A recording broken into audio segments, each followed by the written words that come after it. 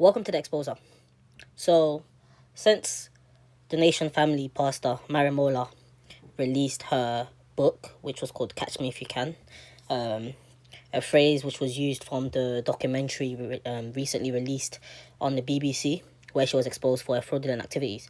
So, we didn't want to do many videos during this period because she was expecting us to do a lot of videos about it to gain more promotion towards her book sales. And so for those particular reasons, we decided to take some time off so that we don't give her free promotion.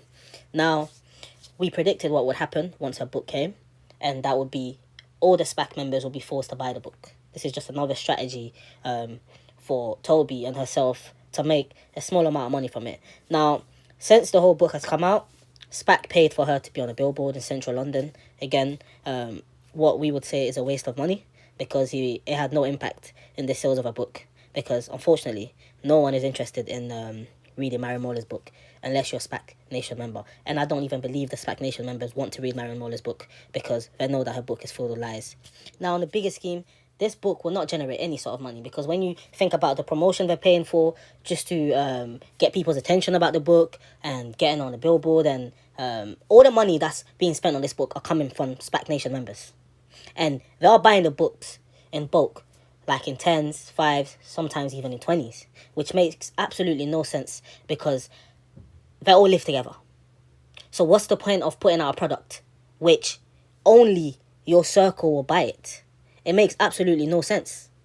Because if you wanted only your circle to buy the book, then you should have just released the book and then just sold it to them individually. But Mariam really believed with a delusional mindset that because of all the drama surrounding her, people would actually have interest in this book. And we've been saying for a long time, nobody has interest in Mariam or SPAC Nation. People only care about the victims. And people want to help the victims. People want to help certain members get away from this organization. No one cares about the business side of Mariam or Toby Adabayega.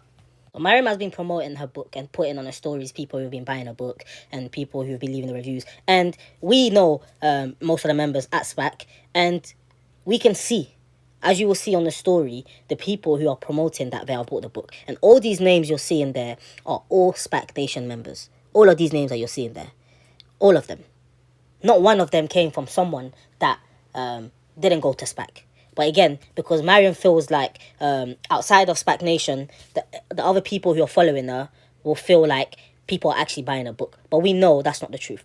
And there's one video, as you can see, the guy named More Bread, which is the hope dealer who wears the balaclava, who we've exposed, who is ultimately Alexander Kenlock, showing that he has bought the book. He's bought about 8 or 9, saying that he's supporting Mariam.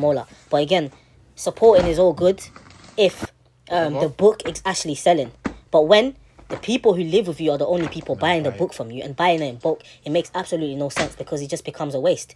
Alexander Kenlock is not going to read 10 books. The whole point of this was to make the book expand to a wider audience, and it hasn't succeeded. Every single day we have kept track on what's really happening regarding this book to see if anyone has any sort of interest. And again, it's just the SPAC pastors and the people under the leaders who are buying the book, who are being forced to buy the book because they feel like they have to support Mariam because we know what SPAC is like. And so we felt that was important for you guys to understand the main reason why we haven't said much regarding this book. And we felt like it was the right time because it's been now over a week where this book has come out, and it has been a complete fail. So again, for the last time, if you follow her on social media, everything she's posted on her story and the reviews that she's leaving is her members. It is her SPAC Nation members who are buying the books in bulk. SPAC Nation saw this as a great opportunity to make money, and also they tried to make themselves look like they were smart and business-minded people to try and overturn the situation of Mariam being a con artist to now becoming an entrepreneur, and it has completely backfired. There was no point putting this book on Amazon and selling the book for £20 if only your members was going to buy it, because the books will just lay around the house and nobody's going to read it. It made absolutely no sense. And if I start offering the books now to non-SPAC members, nobody's going to read it because, for one last time, nobody cares about Mariam, nobody cares about Toby Adabayega, nobody cares about SPAC Nation. People only care about the victims. And all these things that we're doing right now isn't improving the image, and all this delusional behavior where they are promoting themselves and putting a strong message out there to make people believe that they are doing well with their business ventures is totally false. It is very easy when you're a con artist that has a bit of money to put things out there to make people believe that you're doing well in life. We all know that Mariam is not doing well in life. This lady there has debts. All the girls under her have debts. Most of the SPAC pastors have debts. Most people in that organization have debts. They owe people money. And until they fix that, we will all know that they're not doing well. We know that the main pastor, Toby Adebuyega himself, has debts.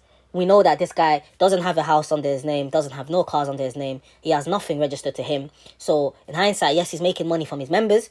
However, he's living a life with a lot of paranoia. And that's just the reality. So he has to always display this image of a man who's doing so well for himself, just to create a narrative behind a false narrative where people will think that this guy is a successful man. But he is not.